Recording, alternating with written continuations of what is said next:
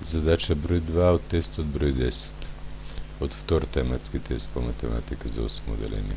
Задачата гласи: Драган и Зоран трчаат околу едно езеро, и тоа Драган со брзина од 200 метри во минута, а Зоран со брзина од 240 метри во минута.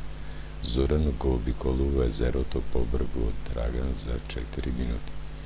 Одреди го периметарот на езерото. Ќе постапиме на овој начин.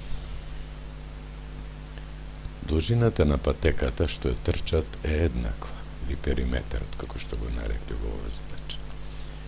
Периметарот на Драган е еднакво со периметарот на Зоран, истата патека. Се изминува пат. Патот е, од физика знаеме, производ од брзината и времето на движењето.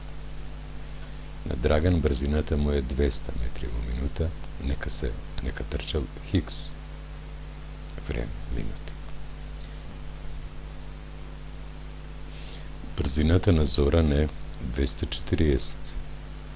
По времето за кое тој трчал е пократко за 4 минути од времето на Драган, затоа имаме по хикс минус 4. Делиме со 40 и ќе добиеме и левата и десната страна ги делиме со бројот 40. 200 поделено на 40 е 5х, 240 поделено на 40 е 6 и се останува тоа хикс минус 4. Сега треба да решиме ова равенка. 5х го препишуваме еднакво на 6 по хикс е 6х, 6 по минус 4 минус 24.